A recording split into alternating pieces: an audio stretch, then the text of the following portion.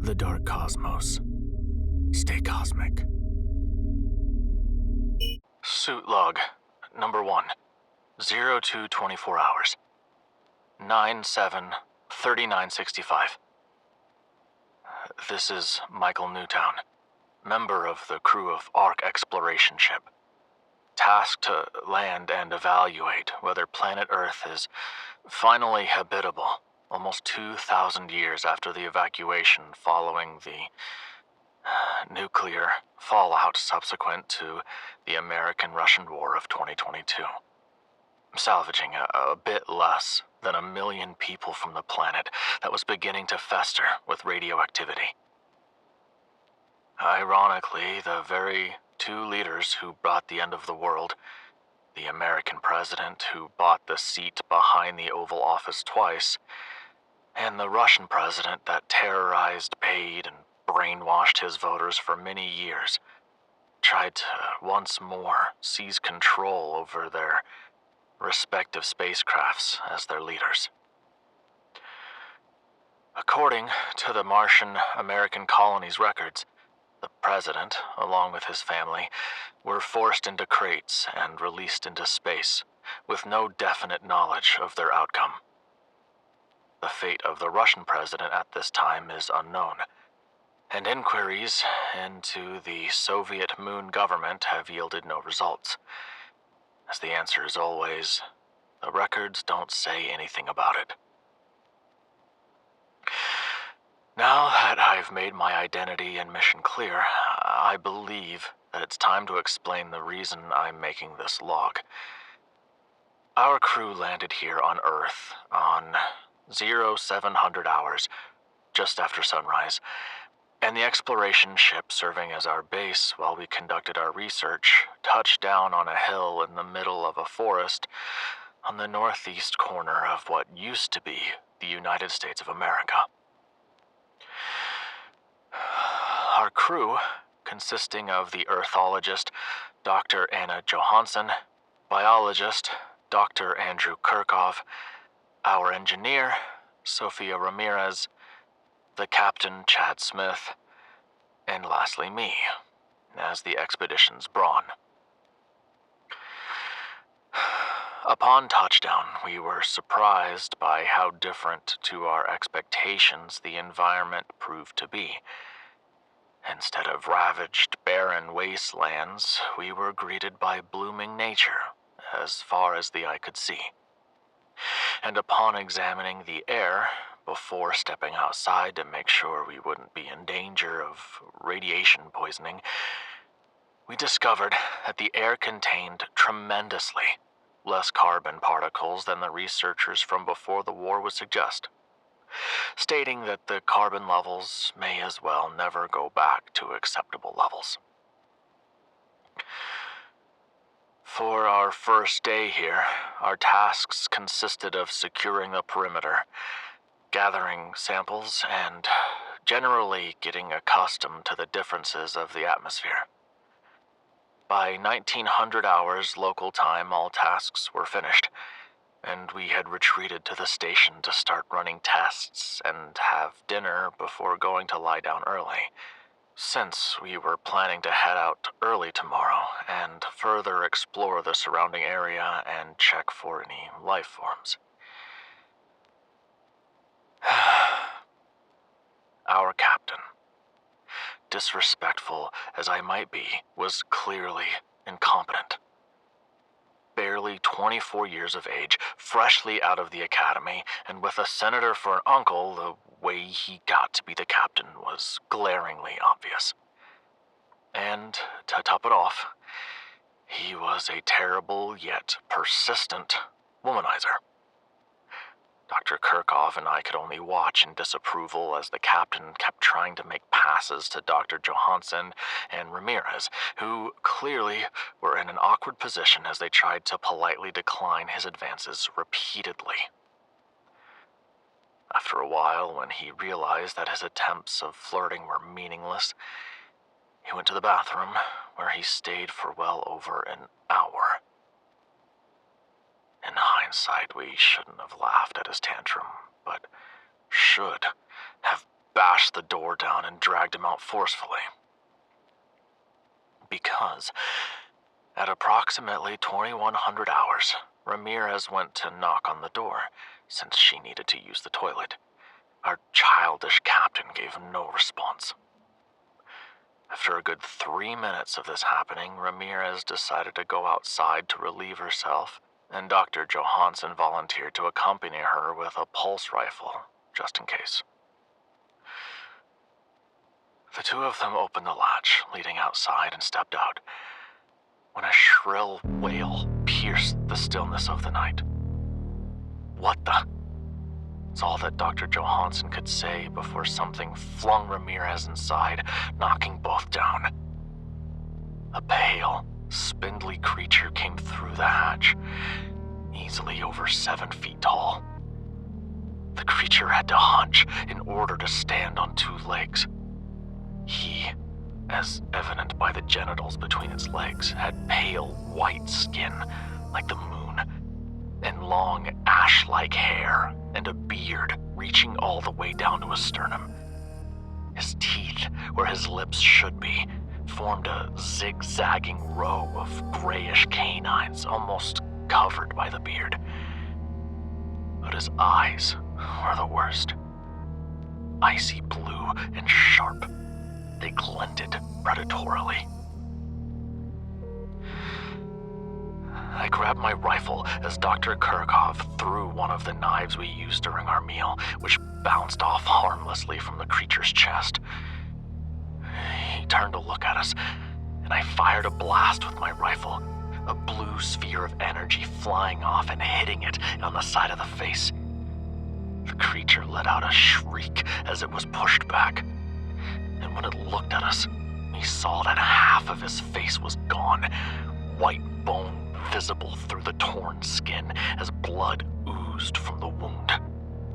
It glared at us with his remaining eye before screaming and grabbing the foot of Ramirez, sinking its nails into her flesh before violently pulling her to the hatch. All of us swore as Ramirez screamed, and Dr. Johansson shot the creature in the back. It fell hard, twitching as the bones of the spine protruded from the wound. I shot it one last time in the head, this time the skull bursting completely. Ramirez kicked at the creature's arm and got up, now freed, only to be grabbed by her hair and jerked out of the station into the night, her screams fading out as she was dragged away. Dr. Johansson tried to pursue, but another creature dropped from above the hatch just as she stepped outside, pinning herself to the ground. I shot it in the back of the head, blowing it clearly off its shoulders. Dr. Johansson was about to get up when another one, smaller in size, tackled her from the side, knocking away her rifle. I shot another blast, hitting it on the shoulder. Dr. Kirchhoff at that point grabbed a pickaxe for sample gathering and rushed outside. He managed to kill that creature and grabbed Dr. Johansson. I ran for the dorm room. It was equipped with a magnetic lock on the door, so it would be the best place to take refuge in. I slammed the button for the door and then proceeded to provide cover fire for them, but none of the shots landed on the creatures, which were darting in and out of sight. Just as they were about to pass the hatch, one of the creatures brought down one of its hands and ripped off Dr. Johansson's arm from the socket with a sickening, tearing sound. Dr. Johansson fell to the floor, blood spurting from her wound, as Dr. Kirchhoff stopped dead in his tracks in the hatch, blocking both the way in and my firing line from the inside. I couldn't ask him to move, though, as at that moment he was grabbed and dragged above the station, kicking and screaming. I tried to pull Dr. Johansson in, but another creature grabbed her legs and tugged back. Its strength was unbelievable. Soon I lost my grip on Dr. Johansson. was flung to the ground head first and went still. Seeing that none of our members dragged outside were alive, I tried to close the hatch, but one of the creatures managed to stop it just as the door had locked halfway. I kept pushing from my side, and the creature did so from its, but the lock held. I thought that things couldn't get worse until the door of the bathroom opened and our captain walked out cautiously. I turned to look at him and screamed for him to come and help me close the door, but he just stood there, shaking his head as his body was trembling uncontrollably. Suddenly, another creature gave a mighty shove to the door, and the lock gave. The door pushing me inside the dorms while the creature spilled in and past the dorms. I jumped up and closed the door, making sure to input the code to activate the lockdown protocol, locking all the doors inside the building and disabling the outer switches, making them impossible to open unless the 6-digit 177013 clearance code is used from the inside. Just as I had finished with the lockdown, the captain came and banged on the door's circular glass window. His left eye was closed, and a tear of blood was sliding down from it. He was terrified, and he was screaming pleas, which were muffled from the thick glass. I'm not proud of what I did next, but as you can probably guess from the way I've been speaking of him until now, I didn't open the door. I looked him in the eyes calmly until he was yanked away from the door, and then sat down with my back to it, killing the lights. I heard it all, albeit muffled. His screams, the howling of the creatures, and the snapping of his bones. Crouched with my rifle on my lap, I waited until the sound stopped. At one point, one of them walked up to this door and pressed its face on the glass, scanning the room. I stayed still until it left some time later. It's been 3 hours now since the creatures left. I'm going to wait until the morning and then open the door and send a distress signal back to the colony. Michael Newtown, sole survivor of the Ark crew. Recording termination. Suit log number 2, 1342 hours, 9/7/3965. Came out of the dorms just now. The creatures are gone, and they took the captain with them. But they also went apeshit before doing so, destroying every tool or appliance they could get their hands on. I've closed the hatch now, though the lock is still broken, meaning that it can only withstand about one shove before getting totally busted. Among the destroyed appliances was the transmitter, meaning that I had no way to contact the colony. Thankfully, the receiver, although damaged, still functions. I deactivated the lockdown status and took everything I could carry from the kitchen and any remaining energy cores for the rifle from the lab's armory before going back to the dorms and reactivating.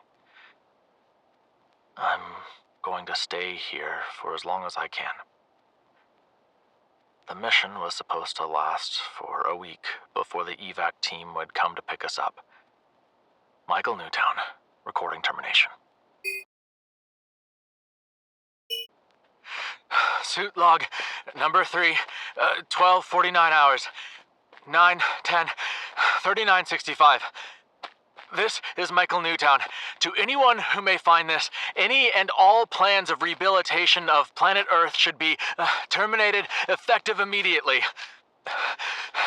3 days since my last log. This morning I ran out of water. I expected that the expedition would be way better equipped when it comes to consumable supplies, but as it turns out, our captain forgot to tell us we would have to procure our water after a few days as a part of our evaluation of whether the planet is habitable or not. That forced me to head out of the station in search of a water source. After 2 days of no activity of the creatures during daytime, and only their distant screams at night, I figured that they were of nocturnal nature. I was wrong. They simply don't act out as much as they do during night. I had managed to locate a shallow river in the distance when I heard the wail of one of them slightly above and behind me, and turned around to find one of these creatures perched on a tree branch some 30 feet off the ground, glaring down at me. I took out my rifle and shot, but it jumped away on another branch, dodging my shot. I shot again and again, each time missing as the creature edged closer, until the energy core ran out. The creature jumped to the ground, and after weighing my options, I turned and ran towards the river I'd seen. And that's where I'm heading right now. The creature is gaining on me by the second, and now I can observe it more closely. It appears to be female, with pure white hair reaching down to its shoulders. From the distance between us, I can't exactly tell how tall she is, but appears to be at the very minimum of 6 feet tall. I'm almost at the bank of the river. I'm going to jump in and hope that it won't fall. The fuck? Suit log number 4. 10:17 hours. 9:20:39:65. Yes. It's working. Finally. This is Michael Newtown. As you can tell by this recording, I'm still alive. The last recording was cut off when that creature kicked me in the river and jumped in before knocking me out. I woke up a few hours later in this cave I'm in right now. That creature, she, I need to remember that. It's a she. She's been keeping me here for the past 10 days. I tried to walk away from the cave, but each time she somehow managed to track me down and drag me back here, although not as violently as the first time. She's been bringing me food, and from what I've seen her bring, she seems to be omnivorous, with a preference for meat when possible to bring. Said meat is usually some sort of bird or rodent, and she brings food 3 times a day. In the morning, late noon, and evening. Does that sound familiar? In case it doesn't, I'll explain. These aren't creatures. These are humans. Or at least what the humans left on this planet after the evacuation were forced to evolve to in order to survive in this world.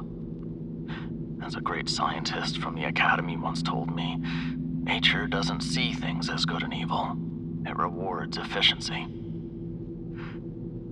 In light of my new discovery, I decided to name the one I'm living with Eve. I'm fairly aware that she can't be the one who evolved like that first, but I can't resist making a pop culture reference to a movie that I watched as a child, and I feel it fits perfectly with my situation. I have to go. I can hear her coming closer. Recording termination. Suit log number 5, 22:32 hours. 10:3:39:65. Eve is sleeping. In the past 2 weeks since the last recording, I've tried to see whether I could train Eve to respond to the name I gave her. She was initially confused, but by the end of the first week, she started to respond when I called her that. Tomorrow morning, I'll try to wander outside and explore the region around me to get an idea of my surrounding area while Eve is looking for food. Maybe even see if I can reach the station. In the past 2 weeks, I've tried testing out how far I could go out of the cave before she reacts. Apparently, I can stand at the mouth of the cave or make the distance of around 15 feet from the entrance to the river, which she apparently lets me do to drink water. I need to be going soon. Eve is sleeping across the room, and I'd like to avoid waking her up.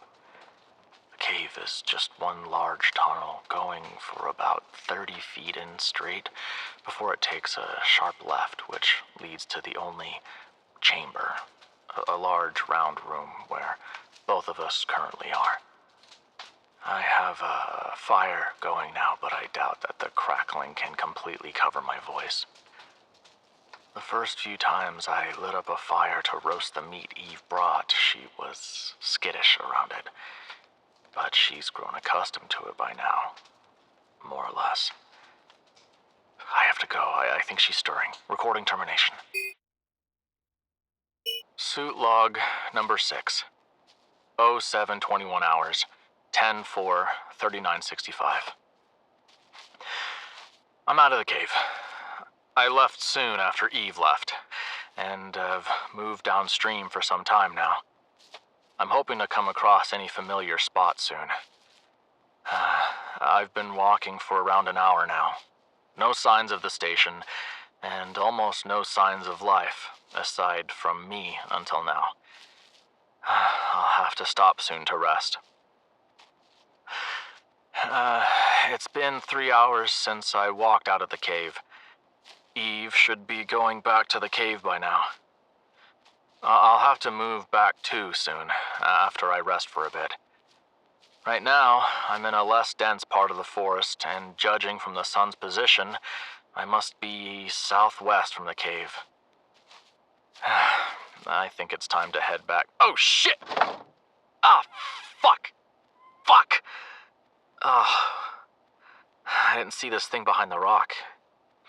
It's some sort of wooden piece covered in moss. Wait. The moss has slid off from the place I touched. Wait, this isn't some piece of wood covered in moss. There's a letter painted here. I'll have to peel the moss a bit. I think I removed enough. Let's see. Well, welcome to Bridgewater. Welcome to Bridgewater. There was a town here. No wonder the trees are thinner here, but I don't see any buildings. And it doesn't seem like this will help me find the station. Damn. Oh, fuck. It's one of them. It's... Hell, it looks like it's Eve. Yes, it's her. Thank God I didn't shoot her. I have to go. This looks like it'll be my last recording for a while. I think I can be sure now that the station is either on the other direction or at the other side of the river, having no knowledge of landing near a town. Something Dr. Johansson would have told us. Michael Newtown, recording termination. Suit log number 7. 20:33 hours. 11/24, 3965. It's been over a month since my last recording. Ever since my last escapade, Eve has been keeping a close eye on me, leaving for as little time as possible. I've tried to go out along with her a few times to win her trust, but she's made it clear that she thinks I should stay in the cave. Today, however, we had an incident. A pack of creatures, or rather evolved humans, attacked us. There was a big male, standing over 7 feet tall, and 2 females a bit shorter than Eve. They looked weaker too. Now, all of them are thin, but that is the lack of fat. Under no circumstances should anyone underestimate their strength due to their slender appearance. Along with the other 3 adults were 2 smaller ones, about 5 feet each, which I'm pretty sure were children. They came in while we were eating, and after some growling from both sides, and a few stares at me from their side, they lunged at us. Eve started grappling with them, first throwing the male back while one of the females grabbed one of her hands and the other jumped on her back, and one of the children bit on her leg. Eve then shoved away the one on her and kicked the child away on the other, when the male attacked again, hitting her on the head with both of his hands. Eve fell to the ground, and the male was about to give the final hit to the dazed Eve, but I managed to grab my rifle and shoot him in the chest in time, gouging a huge hole in his ribcage. The male coughed up blood as air leaked out of his pierced lungs with a whistling sound before falling dead. The females turned immediately to look at me, making growling noises. The children were hitting Eve, who was still on the ground. The rifle hadn't charged yet, leaving me vulnerable to them. They edged closer, slowly, their mouths slightly opened as their thin, pink tongues peeked out from between their teeth. One had long, silvery hair covering most of her face, and the other had shorter hair, barely past her chin, her gray eyes clearly glaring at me with hatred. Both crouched low, ready to pounce. My rifle had yet to charge. I took a few steps back. Just as they were beginning to jump, Eve must have come back too, because I heard her scream and the children yelp before Eve grabbed one of the females from the leg and used her as a club to swing sideways on the other female, throwing both of them to the wall of the cave. Before they could get back up, Eve had moved above them and grabbed the long-haired one from her knees and pulled apart. And soon enough, popping and then tearing sounds reverberated through the cave as the creature was torn apart from the crotch up to her chest. Eve then let her fall to the ground, dead. The other one cowered for a moment against the wall before Eve looked at her, at which point she decided to attack Eve in a desperate last-ditch effort. Eve grabbed her neck and lifted her from the ground with one hand. The flailing female tried in vain to escape, slapping and scratching at Eve, who held her like that without flinching, until she'd had enough and clenched her fist, breaking the female's neck. The female went limp instantly, and Eve let her too drop to the ground. Eve then turned to look at the children, which had been watching from near the bend. When they met her gaze, they turned and ran out of the cave. Eve then started swaying, and I managed to catch her just as she started falling forward. She was really heavy, her weight a stark contrast to her appearance. She was covered in bite marks on the legs and had many scratches on her arms and torso, not to mention the wound the male had inflicted to her head, which was bleeding more than the rest. I carried her near the dying embers of the fire from before to see her wounds better, and laid her down, to which she let out a pained groan. I took out my first aid kit strapped to my suit and started cleaning her wounds and spraying them with the healing accelerator, closing her smaller wounds quickly and forming scabs within seconds. Her head wound was more serious, and I had to also tie a healing plaster bandage around her head. I also dabbed a sedative painkiller solution on a bandage and pressed it on her nose, and soon later, her eyes fluttered closed. I'm now standing guard near the bend, pulse rifle at the ready. Eve is still knocked out, 5 hours after I had her inhale the solution. She should be mostly healed by the morning and able to move around like she used to by tomorrow.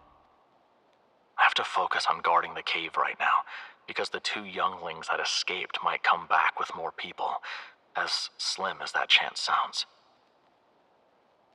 Michael Newtown, recording termination.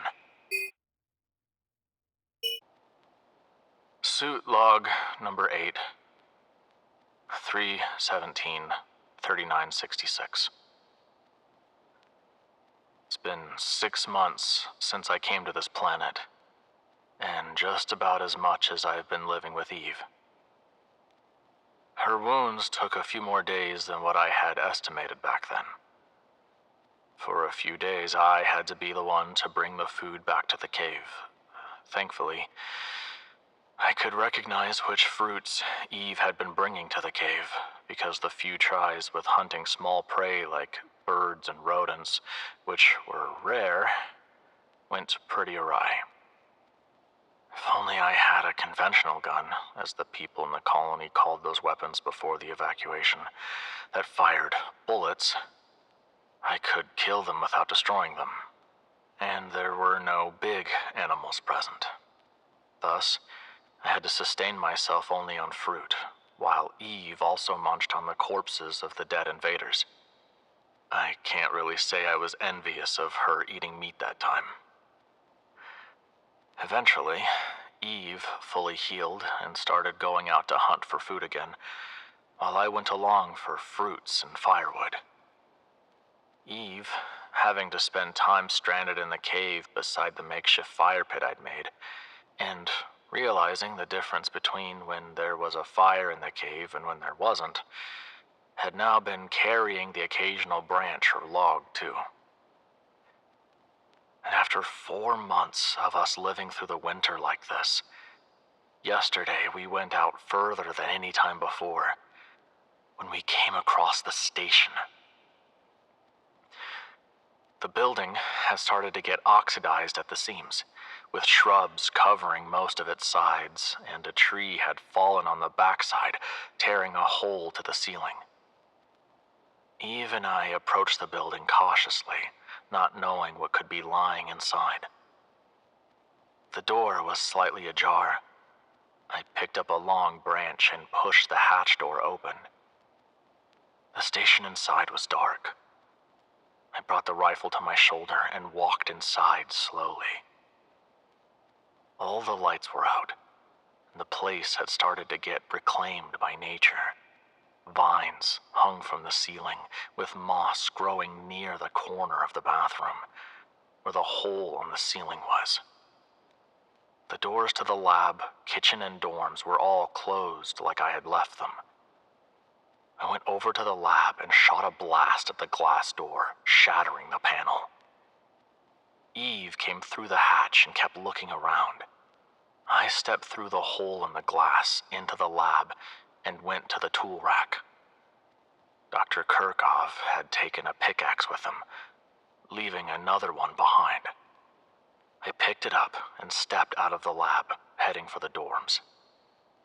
Sticking the tip of the pickaxe between the door and the frame, I managed to pry it open, and then, with Eve's help, pulled the door away.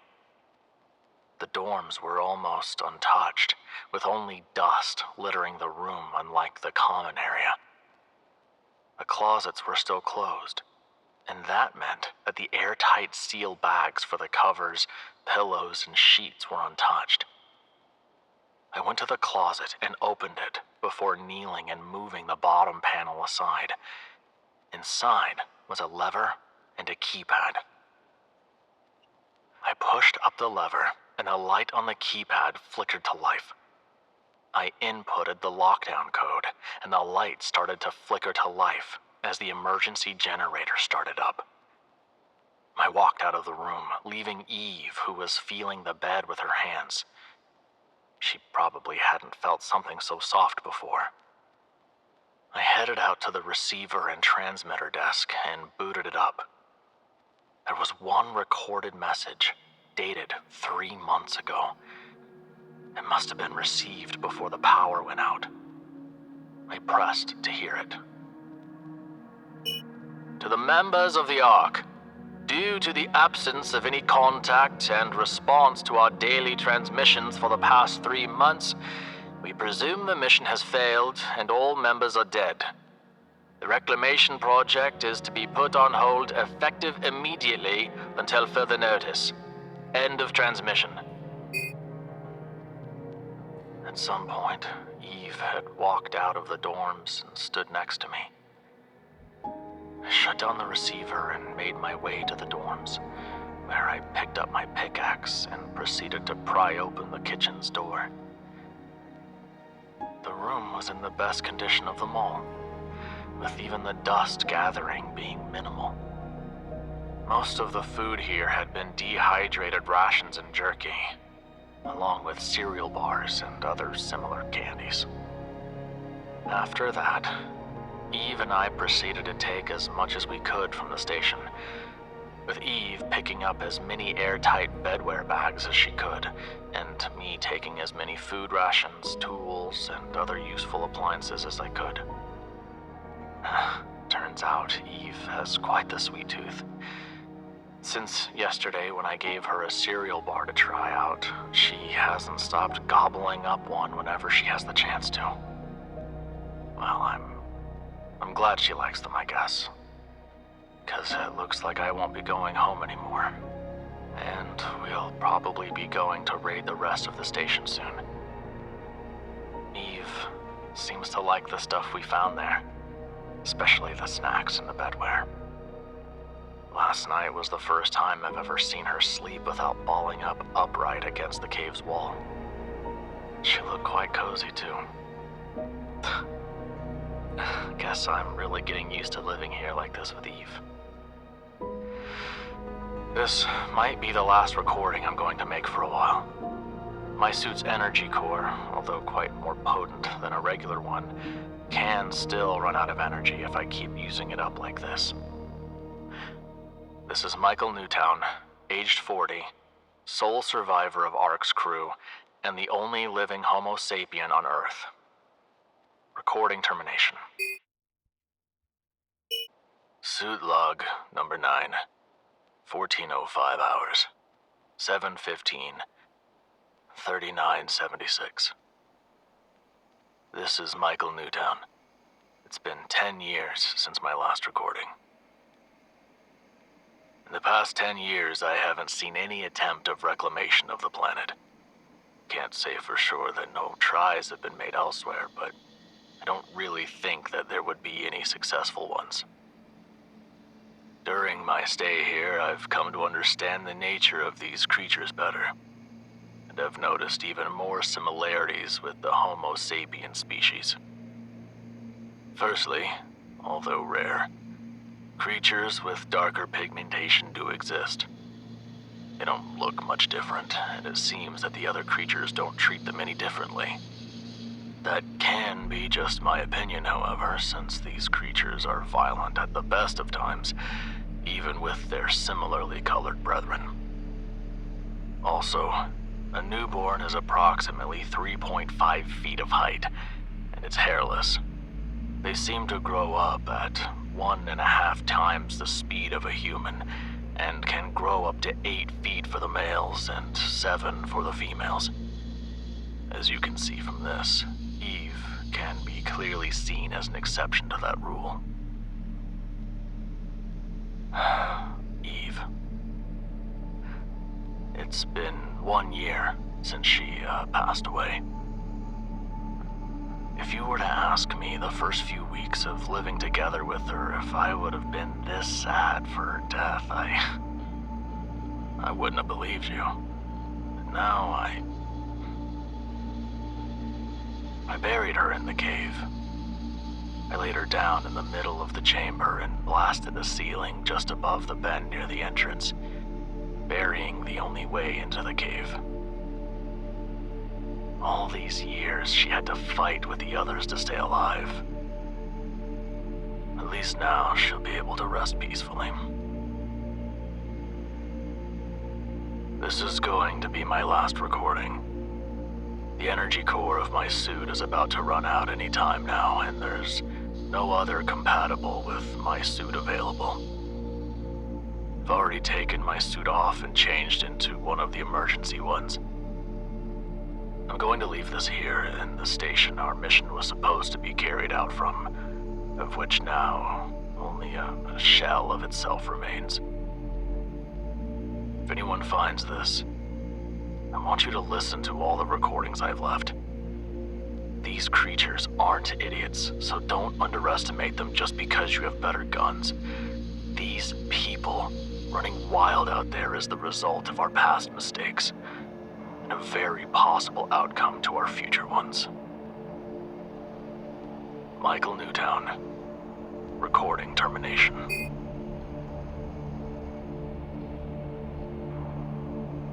Hey, sci-fi horror fans. It's Christian Harris. Thanks for tuning in. If you enjoyed this story, make sure to give it a thumbs up. Thank you to all of our official channel members. Your support means a lot to us. Craving another scary tale? Click that video on your screen. Until next time, everyone. And remember, stay cosmic.